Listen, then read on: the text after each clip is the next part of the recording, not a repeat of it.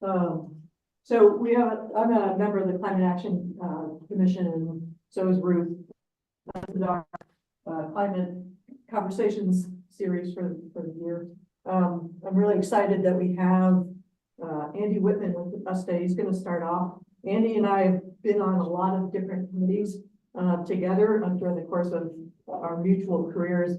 Andy spent a lot of years working for Manomet, doing forest ecology. He holds a master's degree in wildlife ecology from the University of Maine, and he is now the climate forest carbon specialist in the Maine Department of Agriculture, Conservation, and Forestry. And he's going to start us off talking about forest carbon, and then we're going to follow it up, and hopefully with Peter Arnold giving a presentation on biochar. A couple things. If you're not on the resiliency, what's the name of the email list? Ruth? Resilient Bath. Resilient Bath email list. Sign up for that. I think does it just, work to have signed up here? signing in today, you'll be added to the email list. Yep. So you'll get notified of these kinds of events. Can you tell us who's on the committee and the purpose of the committee? Yeah, so the committee is made up of, boy, there's probably 10, 12 people. Bob Melanson, he's the director of sustainability. He's the staff lead for the committee. We have, now I gotta remember. Eight people? I think 8 people. Yeah. So, like I said, Ruth is on it. I'm on it as the chair of the forestry committee. So that's why I'm assigned to it. And the representative from KELT, there's a representative from the bicycle pedestrian committee. Yeah, which is, Connor, what's Connor's last name? English. Connor English is on it. Paula's on it. He's the co-chair. And then, John Zettel is also the co-chair of the committee. And who else I'm blanking on? The two representatives from the council. Yeah, so And it's been Mary Ellen Bell and Megan Mansfield Pryor, right? was that No, she hasn't been on it. Julie Ambrosino. Ambrosino, yeah. And that's gonna switch up, because we'll need a replacement for Mary Ellen. And who are you? I'm Nancy Sfera. So Nancy Sfera, yeah. So, what we're gonna do, we'll have the 2 presentations, and then we'll have plenty of time for questions at the end too. So, so we'll have extra time for that. So with that, we'll let Andy get started, and I will try to figure out how to dim the lights.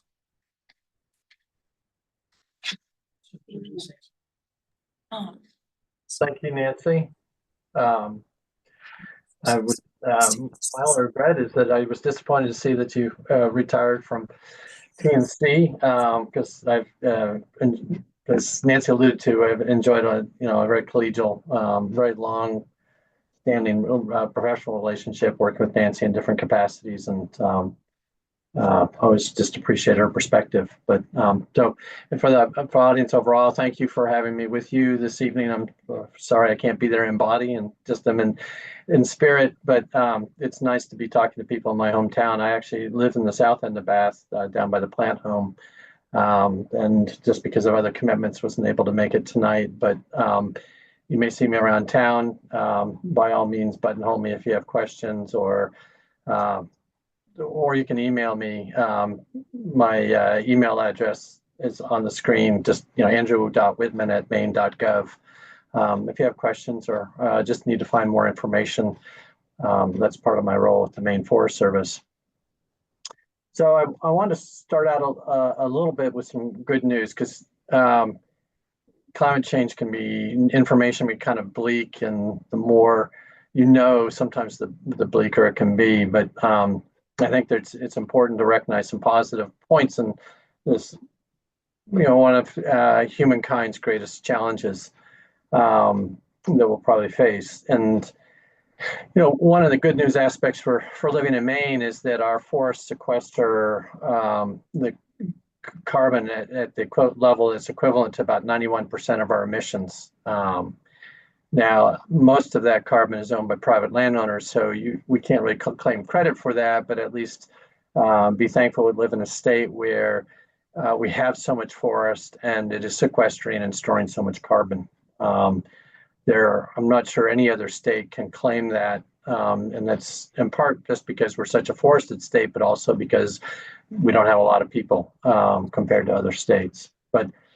And then the other piece of sort of positive news, just to keep things in perspective, there are parts of the globe that are going to be challenged by climate change, and Maine will also be challenged by that. But our region has one of the best projected futures in terms of climate for continuing to grow forests. It may, in 100 years, not look like the forests we have today, but I anticipate being able to still be a highly forested state. And not every place in the globe can hope for that, or there are other places where forest stress will be much more problematic.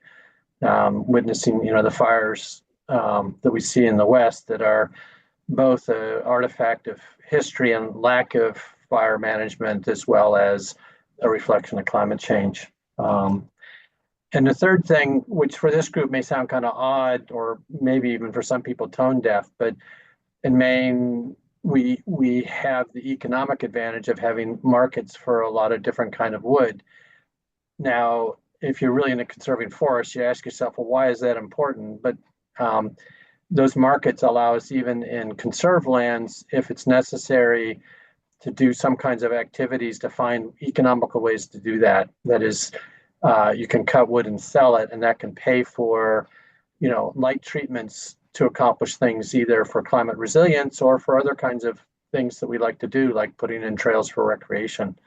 And not every region of the United States or the globe has those opportunities. And I'm not of the ilk of, the only good tree is a tree that can be cut down. I have a considerable amount of time working and studying and enjoying old growth forests in Maine. But I'll have a broad perspective on forests serve many functions and uses in our society, and better a forest than a parking lot or being cleared.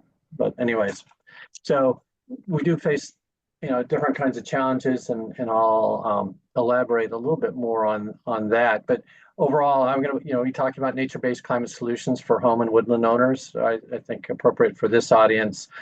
I'll be talking a little bit about some other things just to put this in a bigger context, and to be thought-provoking, particularly with Bath's citizenry being so interested in climate change and responding to climate change. So, and I'm trying to toggle down, but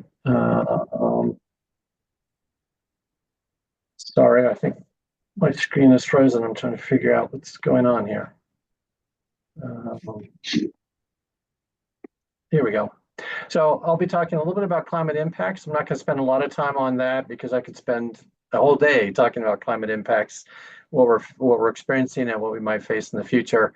But I think it's important to touch on that. And then I'll talk a little bit about natural solutions. How can we use nature to help respond to some of these challenges? I'm going to do a little bit of a dive into forest carbon.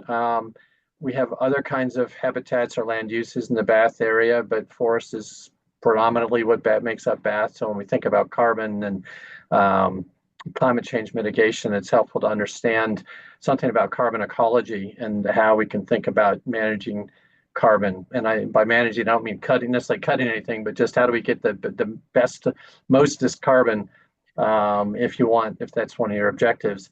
I'll talk about what kinds of things, like I said, landowners, forest landowners and homeowners can do, and then a little bit about resources. So with climate change, I think of predominantly as an ecologist, sort of how climate change, climate always or weather always disturbs our environment, and climate change is going to change how weather disturbs our environment. And from a forest perspective, that's important to know whether or not you want to maintain conserved lands, or if you actually want to varying degrees, actually manage forests for wood products and other kinds of benefits. But among those changes is more frequent windstorms, and slightly more frequent severe hurricanes. And hurricanes or extreme weather events are particularly challenging because they're less predictable. And just because you had one in this year doesn't mean you won't have one next year, even though it's only supposed to happen once every 100 or 50 years. So you can't, there's not a lot you can do about those kinds of changes in weather, except be prepared, for extreme events overall. But you can't sort of armor the landscape to avoid any kind of impact from those things. But other things we'll experience with climate change is slightly more frequent ice storms. I actually lived in Bath in the '98 ice storm, and I vividly remember that. And then more frequent drought. We're lucky to be in a part of the world where our amount of precipitation is pretty even through the year, month by month. And climate change may change that in a given year, but on average, we should probably not be much drier, but typically get plenty of rainfall. But with climate change and extreme weather happening, we'll experience drought more frequently. Maine overall is anticipated to experience slightly more frequent fire, which sounds kind of ominous, except for the fact that that means going from fires are a very low impact event when you take into account the number of acres impacted. So we're going to increase this, this factor that affects a very small part of our landscape every year a little bit.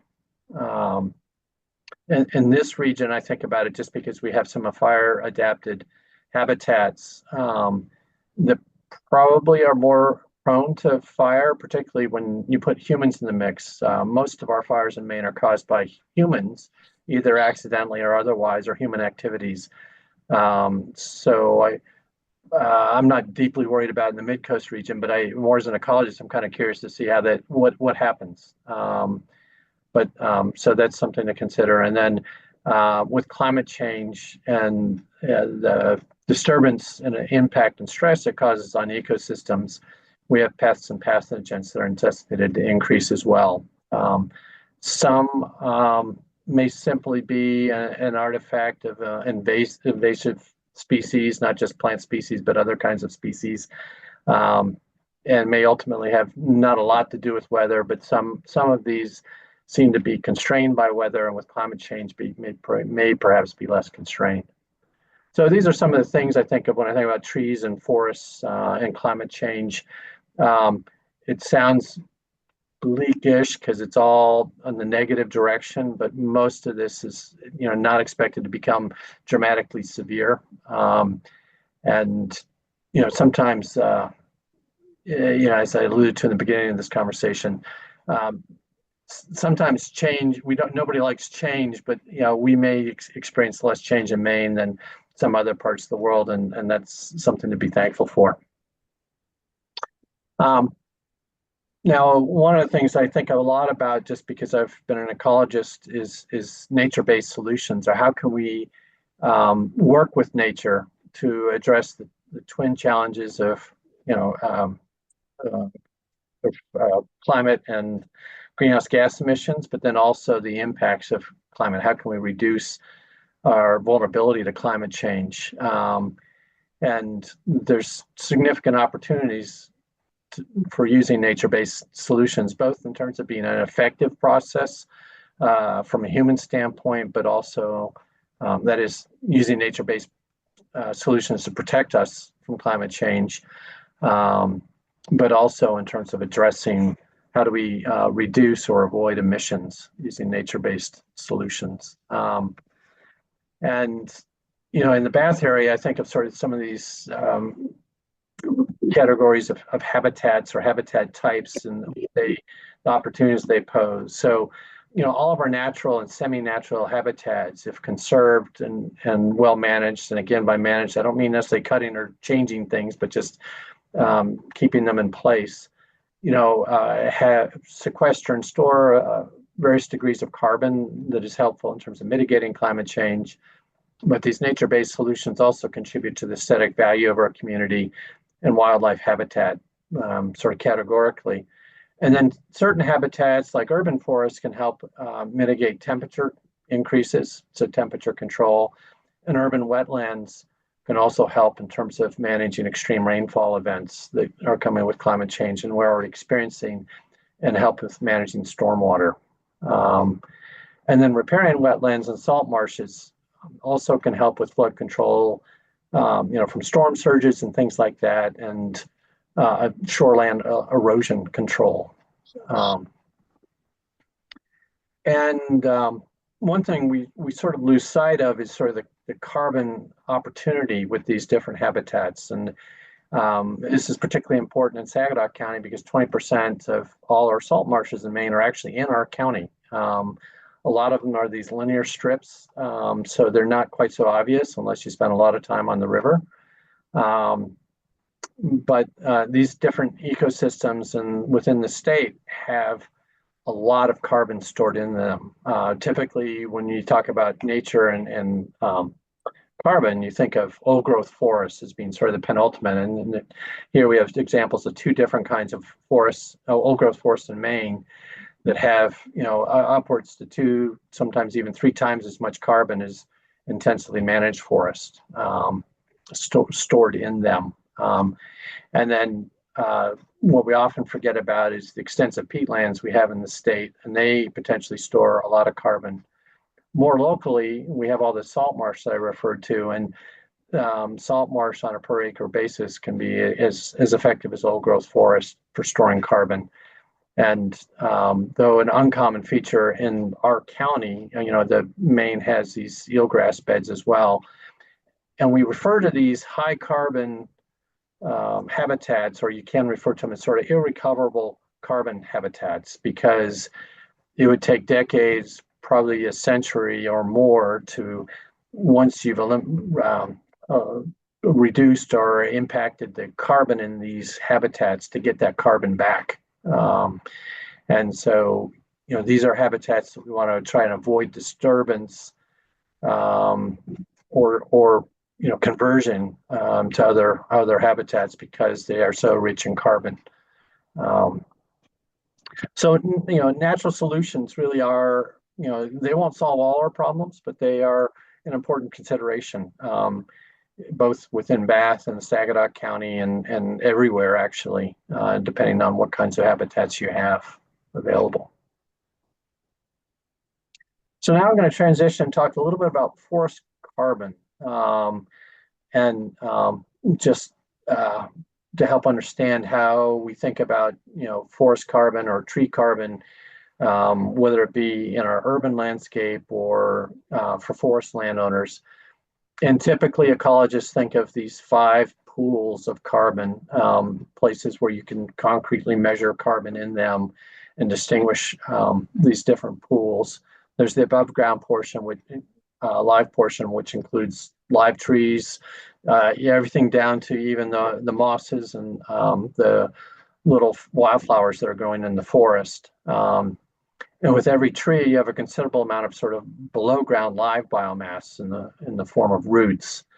You have a lot of carbon that's stored in a moderate amount of carbon stored in the leaf litter on the surface of the soil. And then as you go into the soil, there's a considerable amount of organic material in various stages of decay that's stored there. And then last but not least is sort of the deadwood pool, composed of dead standing trees, snags, and downwood as well. So it's helpful to understand that piece, and with these arrows you can see how carbon cycles through or moves through the system, going from live to dead pools, going eventually into the soil, and then through soil respiration of soil organisms, going back in the atmosphere, but through a long process.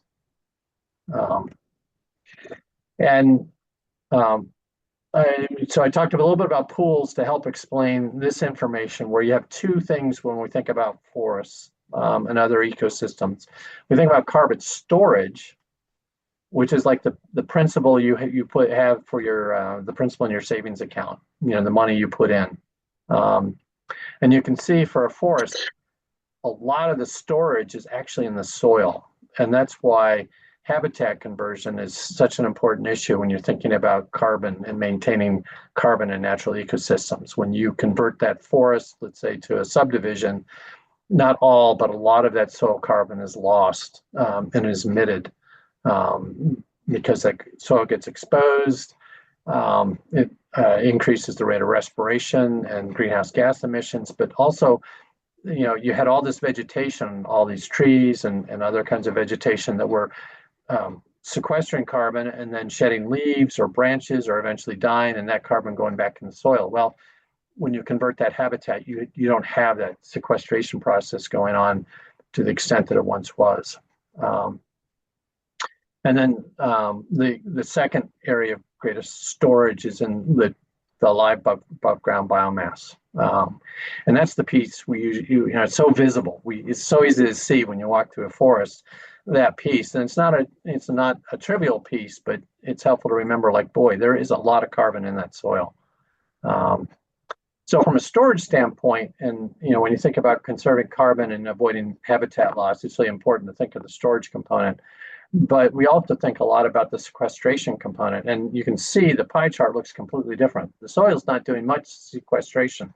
Almost all, almost 2/3, almost more than 2/3 of the sequestration is happening in the above ground live biomass, principally the trees. And so they're really workhorses in this whole process of sequestering carbon. And so that's kind of confusing. It's like, oh, if you want to store carbon, you think about the soil, but if you want to sequester carbon, you want to think about the trees. Now, when you think about carbon sequestration and storage, it's even more confusing when you think of different forests. So this is a chart that describes how much carbon is in a forest or a forest habitat with respect to the age of the forest. So when you have on the left side of this chart a relatively young forest, there's not a lot of vegetation, so sequestration rates are fairly low. There's, compared to other forests, the storage levels are relatively low. As that forest starts to grow up, starting around 30 years up to about 60 years, this is actually from the West Coast, so there it extends longer, but in the interval somewhere between 30 and 60, maybe 70 years in Maine's forest, you actually hit this maximum sequestration because you have enough vegetation to sort of capture all that carbon dioxide, and the trees are growing relatively fast. And you have moderate levels of storage. But when you get into these old forests, that's where you have a lot of storage, but the trees are slowing down in terms of how fast they grow. So sequestration rates are slower. So part of why Maine does so well in sequestration is we have a fair amount of forest that has gone through management in the last 50 years. It's in that medium age category. So it's a lot of fast growing trees, unconstrained by competition and for light and other resources. And that will change. If we decide not to cut trees ever again in Maine, eventually we'll end up on the right side of this category. We'll have a lot of carbon stored, but we won't be sequestering much carbon. And that's not a statement to say, oh, we should cut trees. It's just, these are the realities we have to work with if we're thinking about how do we manage forests for a particular carbon goal, and both the storage and the sequestration component. So, I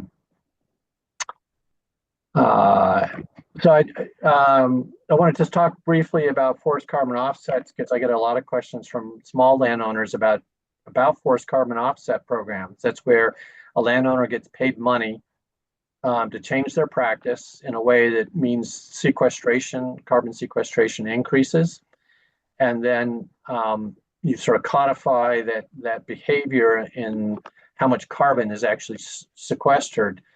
And then the landowner commits to an activity for 20 to 40 years where their sequestration effort is sold to some other entity who's emitting carbon dioxide or other kinds of greenhouse gases and want to offset that. So that, just like balancing your checkbook, if you have $100 in emission, 100 units of emissions, but then you add in, or actually subtract, I should say, 40 units of carbon credits, then you can say, well, my net emissions is actually only 60 units.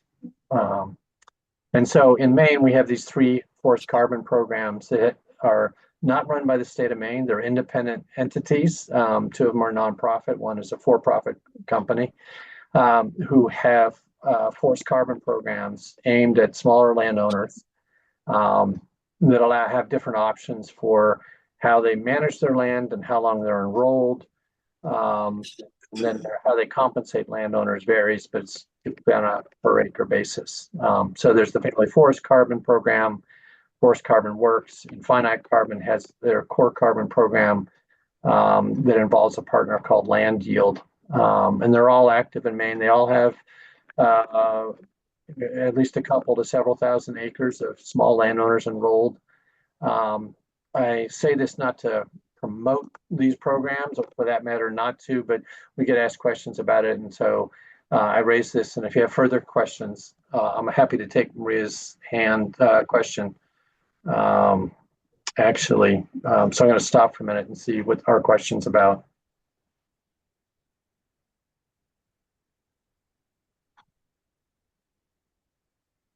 Hand went down, so I'm going to just continue on. Again, I'm not putting this out to promote this or actually to tell people not to do this. We get questions about it, so I just want to help people learn a little bit more about these programs. I'll talk briefly at the very end about it again. So here we go. Sorry. So climate-friendly forestry either maintains or does three things. It maintains or increases forest resilience in the face of climate change. It can increase carbon sequestration or enhance or increase carbon storage. It can be any one of these three things. So you can do climate-friendly forestry, but you don't have to, have carbon goals or expect to have any impact in terms of the carbon piece. A lot of the activities associated with this are things we've done for decades. They're standard practices that we use, including conservation practices. So what we do is not so novel. It's how we think and apply the tools that we already have. So there's always this thought through response to climate change that means we're applying practices a little differently than we would have in the past. But often, like I said, using the same tools, practices. So forest landowners, in terms of carbon, there's the option to sort of enhance carbon sequestration by improving forest health. That may include thinning your forest if you want to increase carbon sequestration. You can also think in terms of conserving stored carbon, so not harvesting or harvesting at lower levels or deferring harvesting so that for a set period of time, you're allowing more carbon to accumulate. So those are some of the common approaches for the carbon piece for forest lands.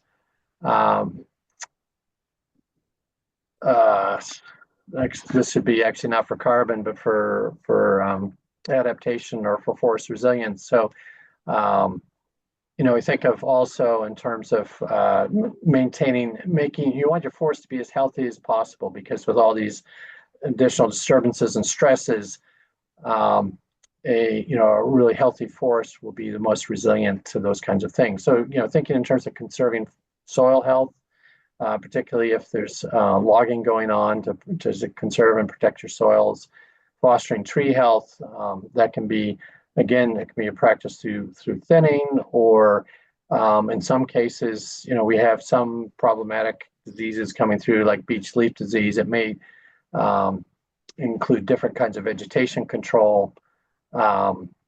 It can include diversifying your forests so that you have a whole variety of different size trees. So if you have a big wind throw event, that you have a bunch of seedlings or saplings present, so the age diversity would be high.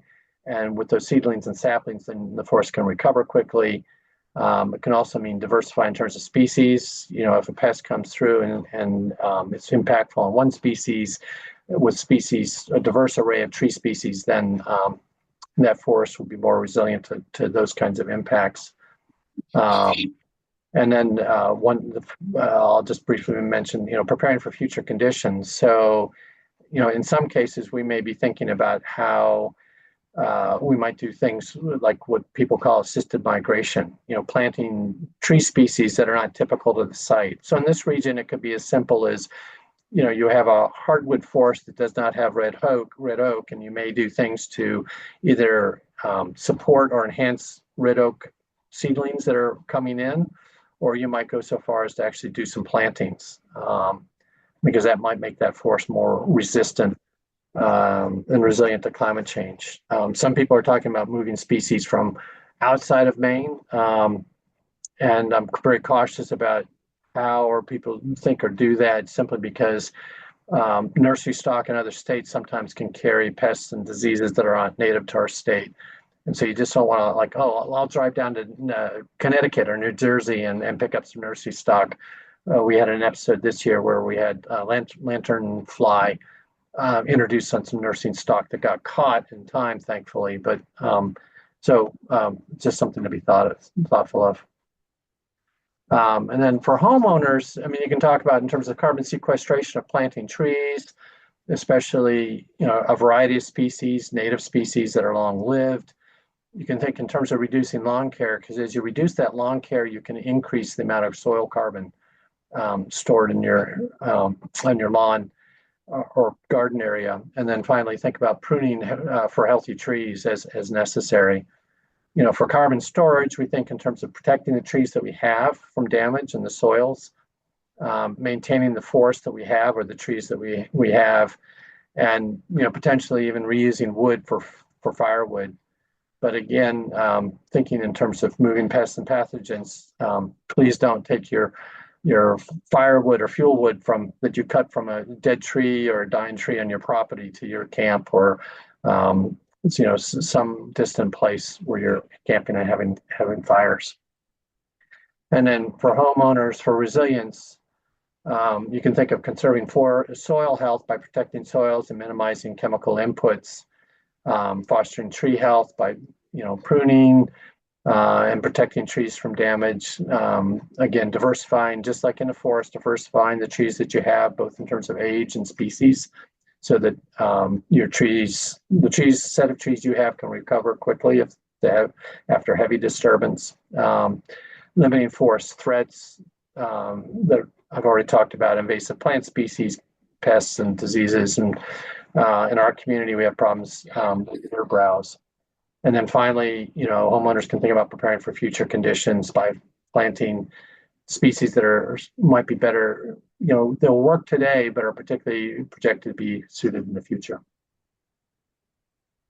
So I want to end on this note in terms of resources. So I work for the Maine Forest Service. In our unit, we have 12 district foresters and other staff that are available to be helpful for landowners throughout the state. In this area, Shane Dugan is, I believe, the district forester. I'm sorry, this slide did not come out very well. And he's a huge wealth of information. He's been working in this district for, I think, over 10 years. I had considerable experience before he came to the Maine Forest Service, and is quite a resource. And if you have forest land, you can, more than 10 acres, he's happy to just, you can make an appointment for him to show up and do what we call a walk and talk, where you can ask questions and he can tell you what he knows about your forest. You can also reach out to us electronically, and we can provide information about other organizations and professionals to talk with. We also have education information that we have available online or through public events. And then for forest landowners, we have incentive programs for controlling invasive plant species and for preparing a resource action plan. So, but if you're a private forest landowner, I encourage you to meet with your Maine Forest Service district forester. And if you don't work with a forester now, they can help you work with a forester. Working with a forester does not mean you actually have to cut trees. The first and foremost thing that a forester considers is your objectives. What do you want to do? How do you want to stewardship your forest? And their role is to help you, conduct that stewardship. So if you're a homeowner, I encourage you to read various forest plans to learn more about our urban forests, and talk to our local city arborist, because they can help you select the right tree for the right place in your lot if you're interested in planting trees. So I'll end there, and I don't know if we should just go to the next presentation and take questions at the end of both, or what you would like to do. I think questions now would be great. Yeah, so if anyone, go ahead. Well, haven't, we've already reached the tipping point, more or less, they're saying in the press. Pretty soon we'll have shagbark hickory up here. All these trees in the background there will be going out over the next, how many years? Maybe, I'll say 50 outside, window. So, I mean, this is our microcosm. This is what we're working with. And I try to do this on my little small plot. I try to work with things he's already been, that I've heard he talking about, I've already tried to implement here and there, so I'm very conscious, very aware, very into nature, always have been. But I think with what's going on with all over the planet, this I mean, we got to do what we got to do, but this might be just throwing a little small effort. It might pay off individually for your backyard and your front yard and your side lot, whatnot, but in Maine. But how goes the planet is my biggest concern. And I was involved with the 350.org people and the guy in Waterville talked about us going to Washington, D.C. He had English accent. He's retired now. He's from the Bahamas. I can't remember his name. We used to go all the way to Waterville for his monthly meetings to learn about these things.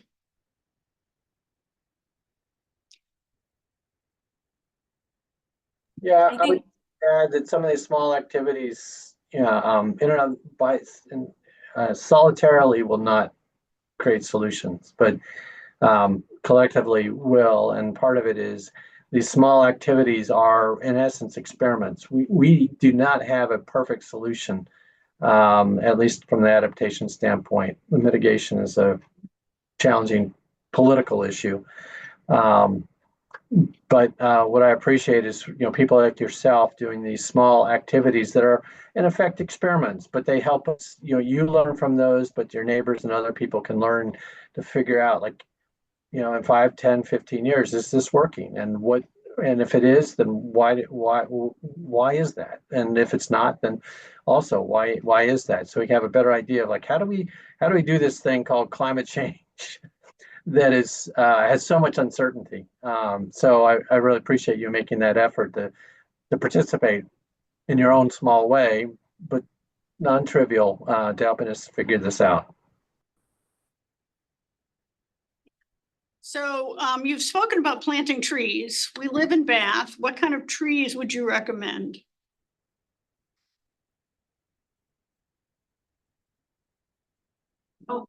Andy, you're on mute. I'm sorry.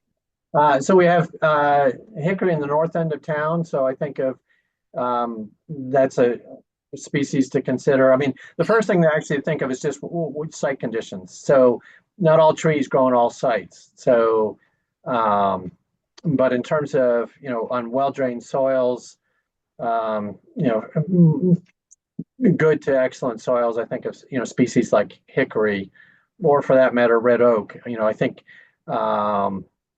we have, I don't know if you call it an advantage or what you would call this, a plus for this part of Maine is we're closer to the north end of the range of red oak than the south end. So that's a species that I anticipate to do fairly well with climate change in this area. And it does well in a number of areas around Bath. So those are two species I think of. Red maple is kind of my go-to species for if I have no idea what the site is or what to do. It's not that it's suited for all sites, but it's kind of it's the rock dove, the pigeon, I think, of the tree world, in terms not as an invasive species or non-native species, but just it's a pretty rugged species. And with climate change, I think it will fare well. It does need some moisture. It won't do as well in dry sites. So in terms of large size trees, that's what I think of. Smaller things, I think of things like hop hornbeam, or I can't think of, there's a leguminous short statured tree with redbud, excuse me. Redbud is a more southern species. It does grow around town. But it's fairly robust to drought, and there's some droughty areas around town. So there's a couple examples of some species I would think to plant. The wetter sites, well, poorly drained sites, like I said, red maple will do well. Those would be my immediate species. There's some other species like bur oak will do well in some wet sites. It is in southern Maine, but I don't know if there's, to be honest, if there's good sourcing for that species. For one more question?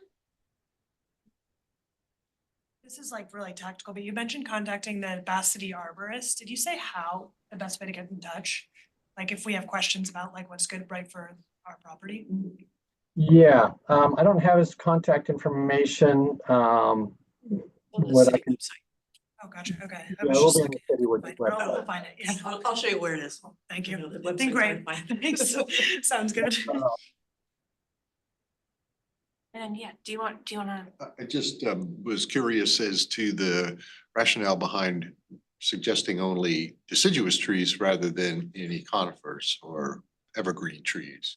Right. So white pine, I think will do okay, but not as it's going to be a less.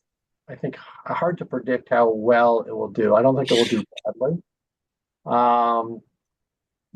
But you know, the information I'm seeing is it's less clear on how well it's do. So you know, you could plant white pine. I mean, in town, my concern about white pine is its rooting system might make it susceptible to wind throws. So you could end up with this really lovely big white pine next to a house, but you don't want it coming through your roof. So in town, I mean, you know, on a woodlot or whatever, I would continue managing for white pine because I think it will be fairly robust. Spruce and fir, are anticipated to do less well, particularly in this region with climate change. In terms of native species, Norway spruce is, some people call it a warm weather spruce and probably will do well, but it's not native. Historically, it hasn't been very invasive, but I've been hearing things to suggest to me that may change, that Norway spruce as a non-native species may shift from being non-invasive or very invasive to becoming invasive. So I hesitate to suggest that species. Red pine is having a lot of pest problems in Maine, and so it's not a species I would recommend. I have not worked with pitch pine actually as in a horticultural context, but I think that could be an option for some sites. Was there a species in particular you were thinking of, or a species group? No, I was just curious about the reason for choosing deciduous trees. Like, was it the leaf litter that falls every year, or what, just what was the reasoning behind one versus another? Yeah, where I live in Bath, there's white pine stand that's all coming down right next to my house. So I've kind of been less than positive image about white pine close to houses. great, We're yeah. gonna take a couple minutes. We need to switch over. Andy, do you mind hanging around in case there's another question towards the end of the show? Not at all. All right.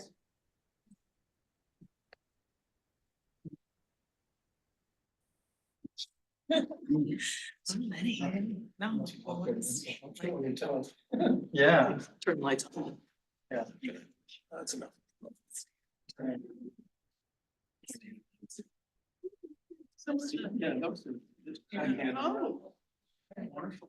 We don't have the pine stuff. We have small lawn. Is it? Cool, actually. We have pines and they are. We're in about to. We're over by the like elementary. Yeah, if you're familiar, it's fun. We only moved last year, so actually just the fire fortunately. But we've been wanting to watch. It's not, we don't have space.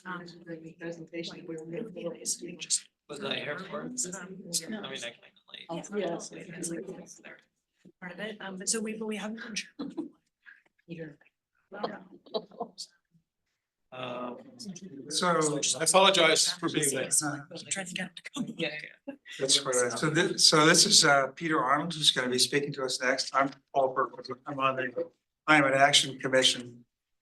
And I've actually only met Peter in person a couple of weeks ago, but he's an inspiring fellow who has spent a lot of his career doing engaged in renewable energies and in various kinds of sustainability efforts, working at Chewonki as the sustainability director, I think.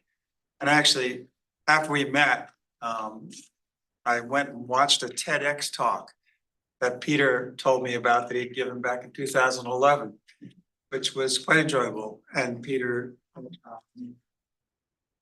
said that he had felt called on a hiking trip on the Appalachian Trail or the 100-mile wilderness. yeah, to, in your words, save the world. And that's kind of been his mission ever since, is to do what he. Why not choose a large shot? Why not choose a large? And I think in a way, that's kind of true for all of us, that in this climate activism world, we're trying to do all we can to protect the future and make it as livable as possible. So it's great to have Peter here tonight, and he's going to talk about biochar, which I've been reading about lately in preparation for this evening. I don't know how much any of you know about it, but it's a pretty exciting and promising idea for a way to store carbon. So with that, give it to Peter. Thank you. Sorry, Yeah. but Peter, before you start, can everybody hear if we don't use the microphone, or would a microphone be helpful for anybody? Could you hear me okay? Yeah. Sure. Yeah, I don't think you need a microphone. I was a thespian at one point in my career. I try to project to the audience. Just need to plug this in, but this should. Just Pretty similar to mine. Let's see if it goes good.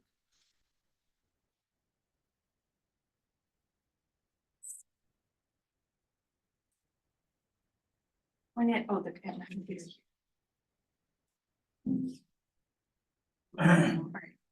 Try to project. I'll need to change slides and it's just not gonna work because it's going through this thing, sadly. All right. We tried. We tried. So the liability, when I first got started in this work, I wondered, what my liability for using liquid fuels was, gasoline, diesel, heating oil. And I learned, that it's by burning a gallon of liquid fuel, I emitted into the atmosphere 20 pounds of carbon dioxide. So that's just the physics. If you count for moving it around, it's 20, 25 in there someplace. So every time we burn a gallon of liquid fuel, we emit into the atmosphere. We just kind of throw it up there, 20 pounds of carbon dioxide. So as I've been playing, this is pretty recent for me, the biochar. As I've been playing with the idea, I realized that I could do something personally to pull some of that back out. The trees do it, right? I'm just using the trees to do it. So 10 pounds, this is just to stick in your heads, 10 pounds of biochar. And I'm gonna pass these around so you can get an idea about it. So I'm making my own just because it's fun, and it's being made in commercial quantities now around the state. But so this is a commercial biochar product. And this is what I make. So you can compare, right? See how well I've done compared to the big guys. This says it's from a brush pile, and it's true. So this is from Amazon. You can get it. I'll show you a bit in the slides. This is 1 pound for $10 from Amazon, delivered by Jeff Bezos, who I know personally.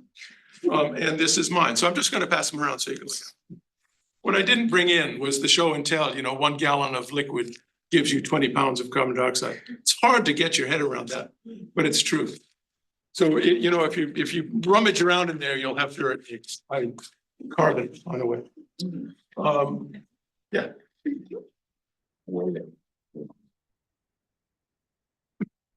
There we go.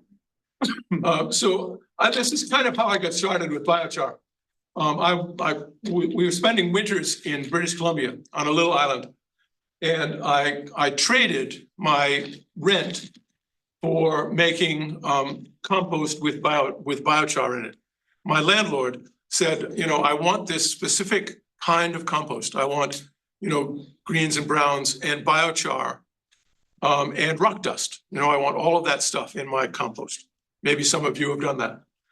So she had cows. And next slide, please. Why rock dust? What's that? Thank you. Which one am I pushing? That one?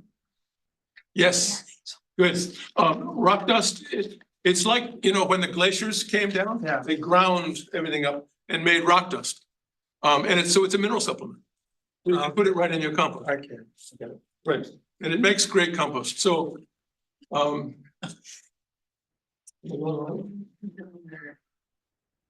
yes, good. So this is, so, you know, you all know this is just to kind of get us into the deal. In order to make compost, you need greens, which is manure and plants and stuff, and browns. So this was my, this is what I inherited, 20 of those big round bales, you know, that were kind of rotten. So that was my job, was to take those bales and make them into compost. And Nancy, my landlord, said, and I want biochar and rock dust. So she bought the rock dust. She bought a pickup truckload of rock dust. It's what comes out of the crusher. And so you put those two things together, and you all know these ratios, right? All these things you go, but this is what she wanted. She wanted biochar. So biochar is,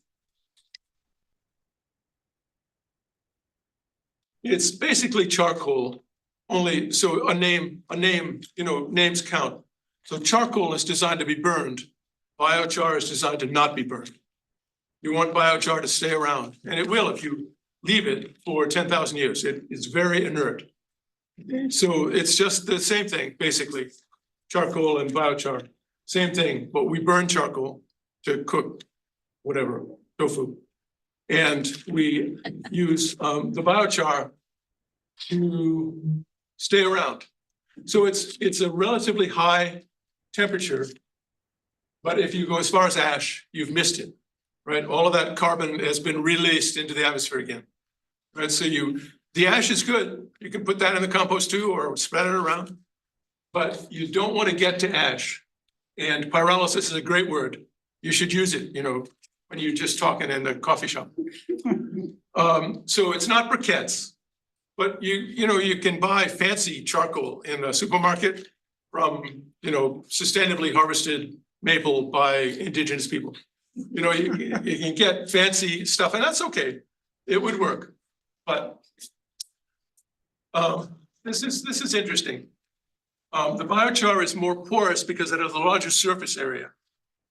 And the difference with charcoal, the charcoal just gets made. If the biochar gets quenched, you know, at the end of the production process, it expands. And it has much more surface area. And the surface area turns out to be important for microorganisms. So I'm going to tell you in a bit that it gets into the soil, and it's like a condo for microorganisms in the soil. They love it. They just live in there. Do this. You do it. Yeah. Do it with your finger. There we go. So that's just a reiteration. Next slide. Keep going. So biochar is interesting because it really does sequester carbon. And by the end of the presentation, I hope you'll understand my passion about that. But we don't like to do things that don't give us some personal benefit. So these are the personal benefits of using biochar. You know, we're a strange species. We're not altruistic. We want something for it. So it retains moisture in the soil, and it does that really well. You know, we're in a drought. My neighbor just lost water. His well went dry. You know, we're in a drought right now. And the biochar really does help sequester water in the soil. It grabs it. and keeps it there so that the plants can then use it, right? So we're gonna get more droughts. You wait and see. So, we're gonna get all of this volatility. And biochar is one way to kind of to damp down those highs and lows in the soil. You can't go. Oh, I have to do that. I'm sorry. Our screen view of you is not great here. So if anyone. I'm sorry. You want me to stand somewhere else? So nutrients does the same thing. It grabs nutrients. So it keeps water, keeps nutrients. And because we're gonna get the opposite of drought, right, is intense rain events. You get an intense rain event, it kind of takes the nutrients out of the soil and then down they go, right? So biochar really does make those things more attractive. It's a soil amendment and it reduces fertilizer requirements. So you can get more crops for less fertilizer. So in a big sense, if we can get this really going, it really will have a big economic impact as well as a personal impact. Next.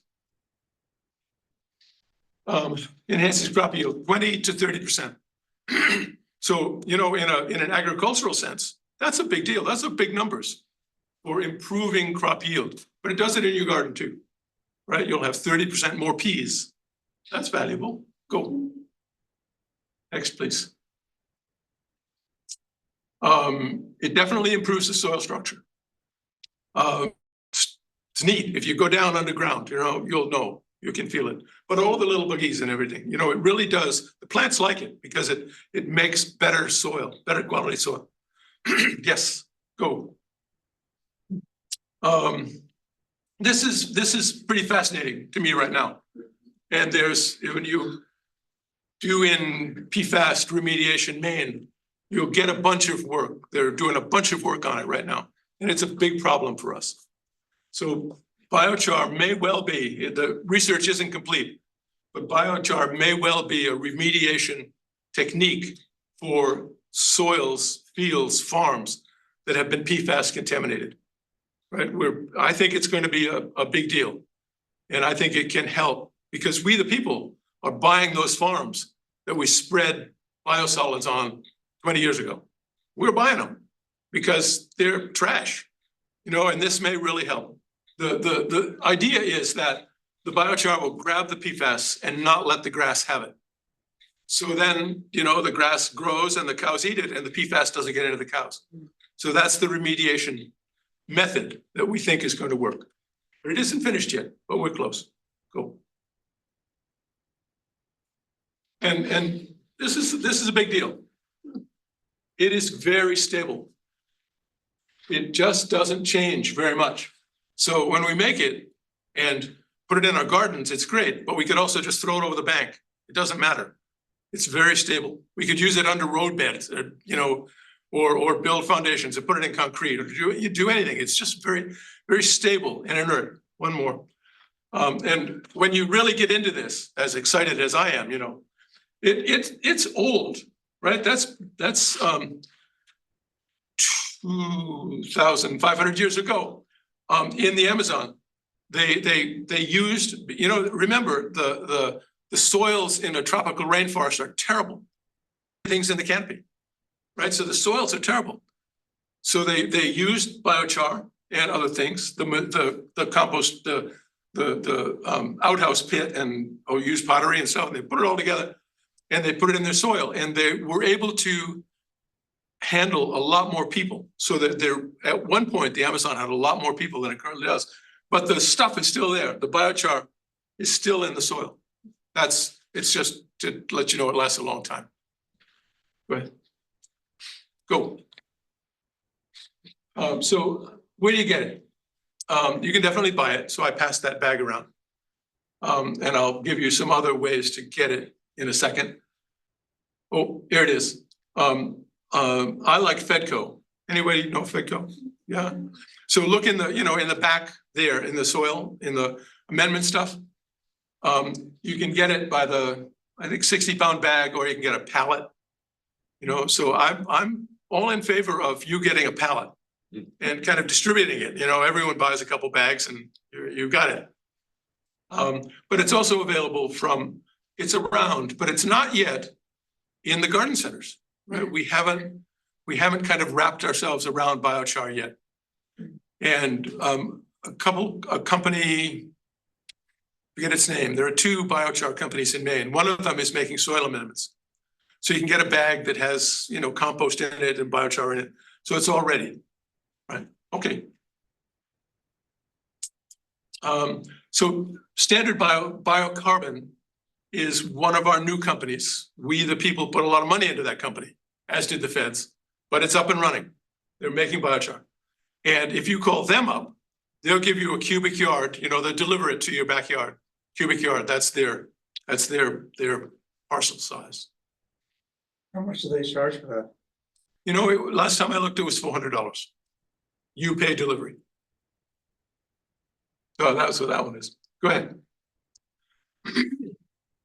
And this is just fun. You can make your own. And the next set of slides is making your own biochar. And I think that we're really all Mainers from Missouri, right? We need to be shown.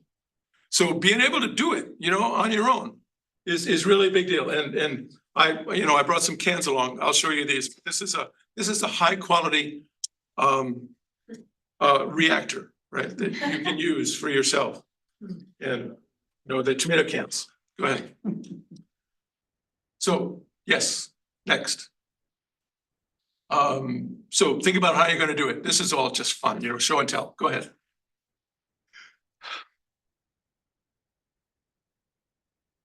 This is the mini pyrolysis retort. Right? Take this to the coffee shop, you know, and pass it around. Go ahead. And I've got some for you too. A flame cap. You'll see those, but the idea, and they just made this legal in Oregon to use flame cap retorts.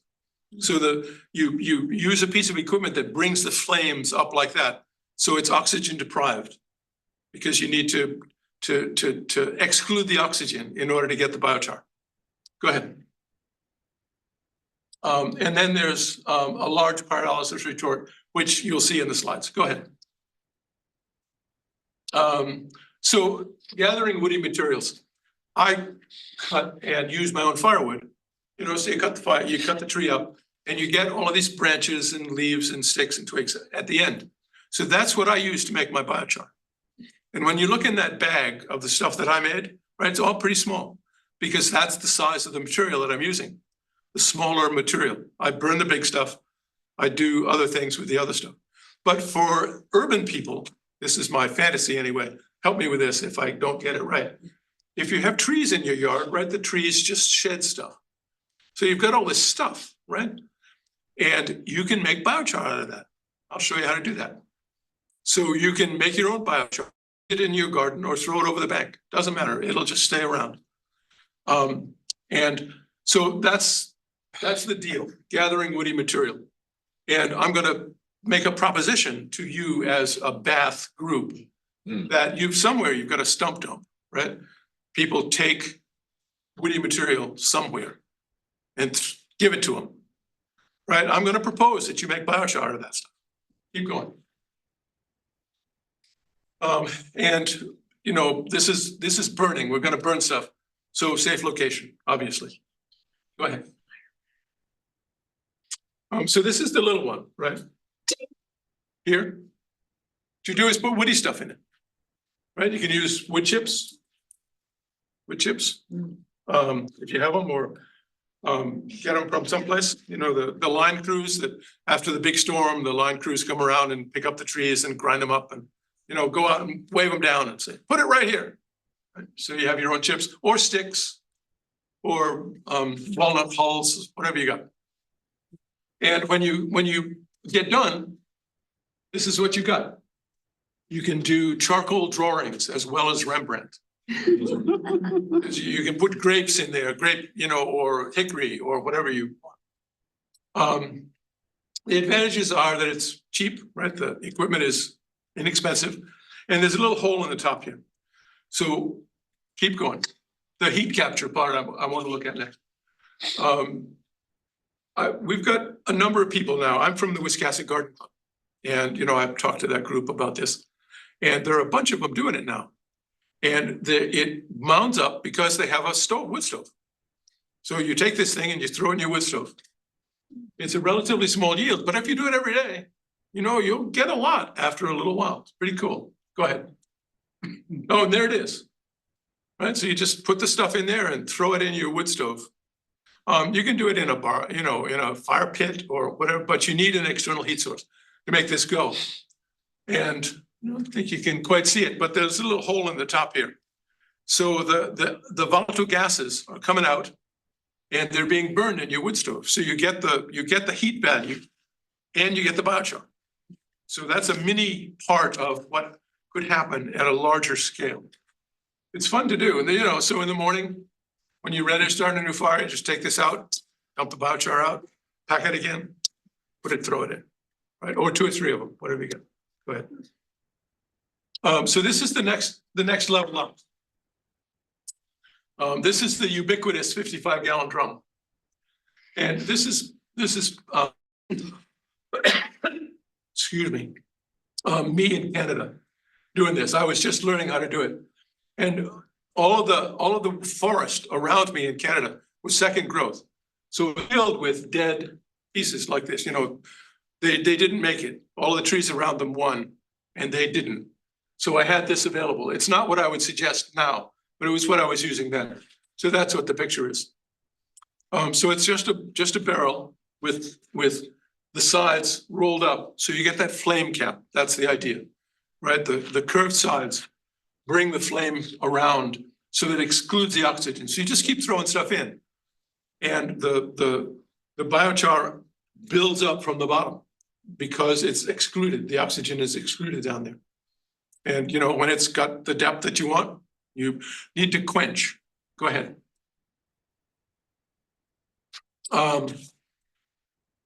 So there's the quenching. That's another nice word. So, you know, anything that you've got, I'm proposing these smaller branches from an urban setting. You know, you've got branches, or gather from your neighbor, you know, have a party, get your branches together and have a party, a burn. And the quenching is necessary because if you don't quench, you know, you've got this thing filled with carbon that wants to burn. So you've got to put it out. If you don't put it out, you'll come back in the morning and it's gone, right? All you've got is ashes. So that's the trick. Go ahead.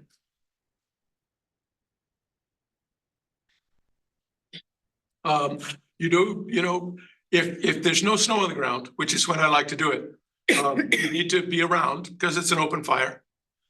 And you need to quench. Go ahead. So how do you quench? You just hose water on it or? Yeah, right. Okay. So if you have a, you know, 5-gallon buckets or a hose is easy. But I like to do it in the winter because then you can just throw snow on it to quench.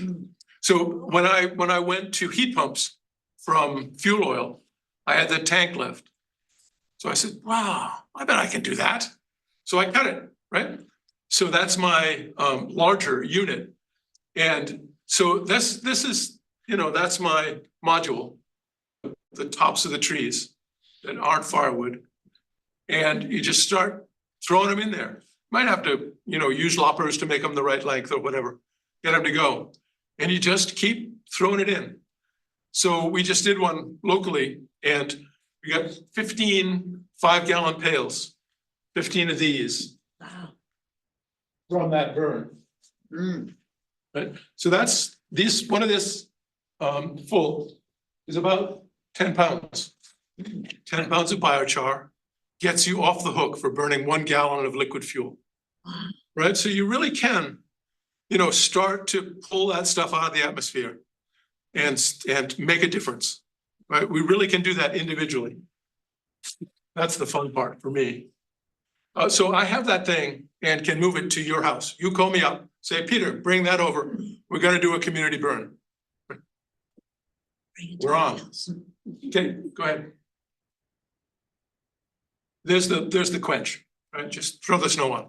It's really easy. And you don't need a burn permit if there's snow on the ground. At least in Damascus. I think that's changed. Yeah. Go ahead. Yep, we talked about that. So water, but it needs to be quenched. That's the deal. I have to think about it. So this is the larger version, kind of this, right? Only it's an inner drum and an outer drum. And you put your materials in the inner drum, right? Your chips or your sticks or whatever. And then in the outer drum goes more wood because you need heat to make this reaction go. So that's what's going on there. So you burn the outer fire, and when it's all burned, this is filled with biochar. So that's how do the you deal. know when that's done? It's just over. Right, this one, So you don't keep feeding the bigger, no, you just, it's a one shot deal. I think there's some words about that. So that's the advantage, right? You just load it and set it off and it's going. So It is there any- requires, Quenching involved in that? no, it's like this, right? The oxygen is excluded from the inner drum. So it doesn't complete the combustion of the carbon. So it doesn't need to be, you don't need to quench it. Does the inner drum have a single hole in it also to let the volatiles burn up? Yeah, it's actually, the holes are on the bottom. So the Okay, volatile gases come out the bottom and then come up through the other flyer. so that you get So the it's heat burned, from right, that all those- too. Those gases are burned. So the return on these and any of the others is like 2/3. You put in 10 units of something, you get 2/3 of that back. So if you were to want to keep track of it, you would wait and then see how much weight you have when you're done. Sure. Yep. And It's all tricky because water content counts and you have to think about that. Standard, remember from high school chemistry, yeah, standard weights, standard. right. Right. So, but you could. Yeah, never mind. It'll come back. A lot of controls. I know. It's a loosey-goosey kind of process, Yeah. You could get very scientific about it if you wanted a big spreadsheet. Yeah. Okay. I don't know how we're doing for time. Must be close here. About 14 minutes before the library closes. Oh, oh, okay. So I'll go through this quick and get to the important part. How do you use it? Go ahead. Sorry. Misbehaving.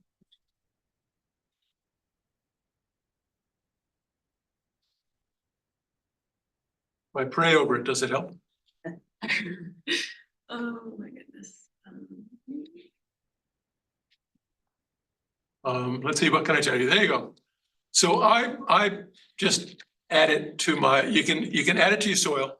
So as kind of getting ready for winter, right? I just took 4 or 5 pails of biochar and threw it on the garden. So it's out there, walkways, wherever. Keep going. Incorporate it into your compost. That's the primary way that I've been doing it at my scale. Because I use the compost when I plant stuff. Right, I put it in the row or I dig a hole and throw it in. So the biochar is in there. Keep going. So that's my compost pile. Remember the browns and the greens and the thing at the bottom is the biochar pile. So as I build a compost pile, I just have it all there. Throw it in. Keep going. So if you want to look at it, this is a nice calculator. It also shows you that this is it. Right, when you kind of dive into it, there's a lot back there. And one more, and this is the one that I use. Standard application, 10% biochar in the first 6 inches of soil. So that's really ½ an inch of biochar spread on the top, tilled in. You've got 10% biochar in the first 6 inches. So, you just put it on, and if you till, then it's there. And you want it where the plant roots are, right? 6 inches. So that's what you're looking for. Go ahead. So it really makes a difference, even in small quantities, but you can add up to 50% and it doesn't make a difference. The soil will work just as well. So it's very forgiving. You don't get more benefit after 10%, but it doesn't matter if you go up to 50. So we really can stick a lot of biochar in places. Right? Keep going. There we go. Oh, this is just fun. So if you want to use it right away, you need to inoculate it. And, 5-gallon pail, compost tea, throw it in there on the biochar, keep going. Seaweed extract, keep going. Worm castings, Sorry. that's okay, I just pee in the bucket. Right, so that's, don't tell anybody, please. It's our secret, it's our secret. So this is the next level up. And I told Paul that this is where I wanted to get to, keep going. So somewhere in this municipality, there's woody biomass collecting. I know there is. So this is my, and the same, or, if you're an example, right?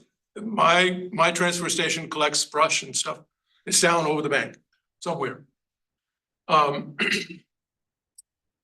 So there's nothing to invent.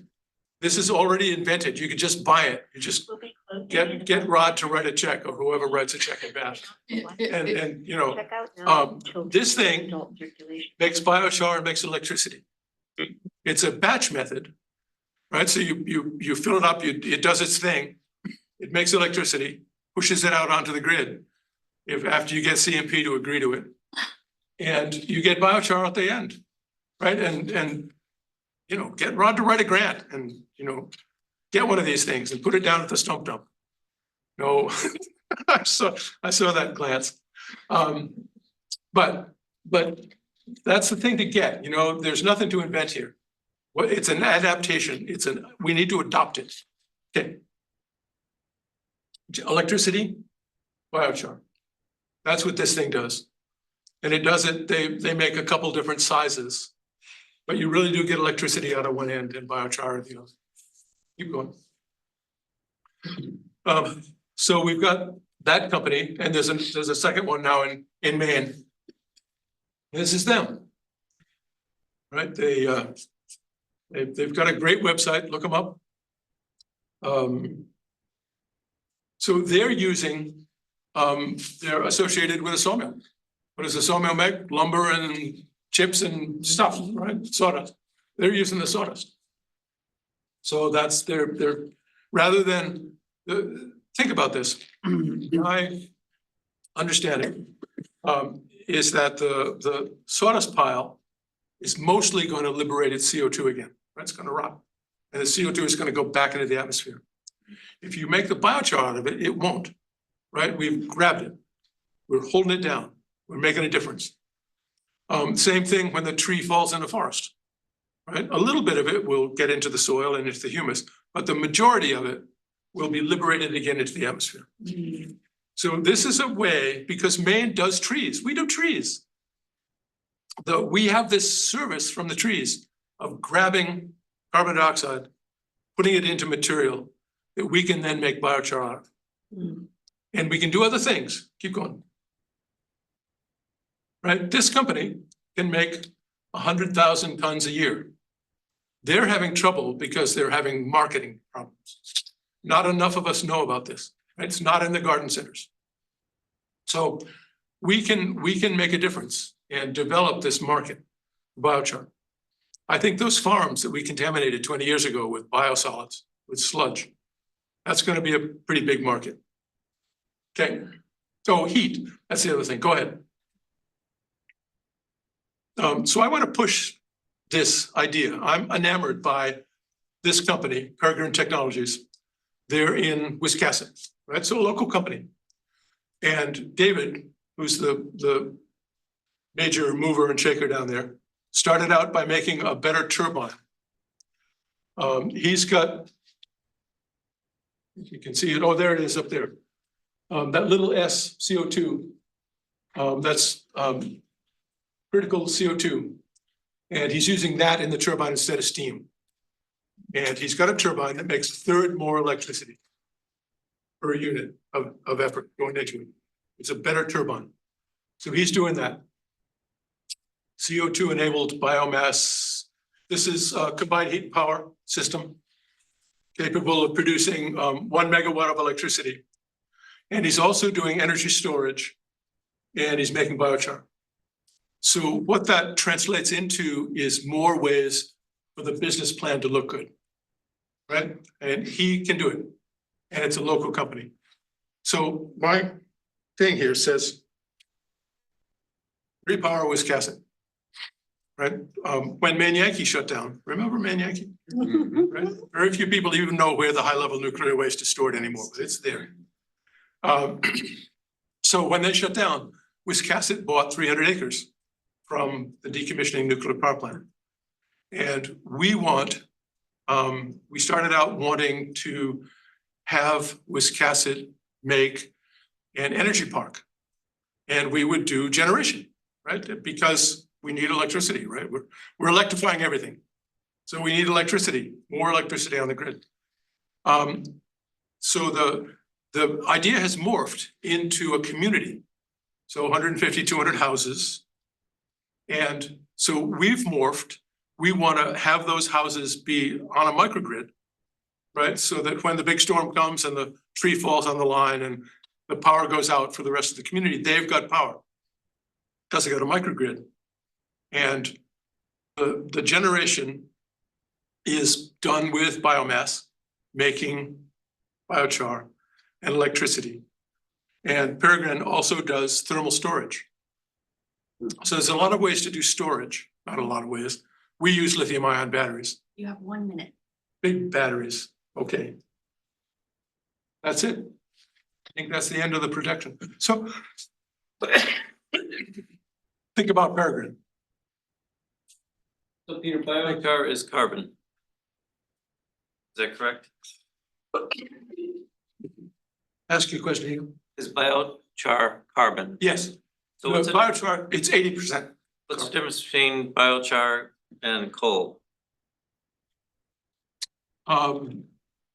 They're both carbon-based materials. The coal is not very porous. You know, so it's hard, but they're both carbon-based materials. And I would recommend leaving the coal on the ground, mostly. Yeah. Maine doesn't have much coal mining anymore. But it's, you know, they're carbonaceous materials. That make sense? Yeah, I was just wondering if you could use coal the same way. Process of creating it. Just a couple minutes. So I just wondered, what is the exchange? If you burn wood, make biochar, how much carbon are you releasing versus what? That's what at least as far as, you know. Sequestering 2/3, As far as I understand. releasing 1/3. Of making it. So, as we're winding up, folks Yeah. can take their chair and put it back on the chair pile. It all take care of, but also we give a hand for representers tonight.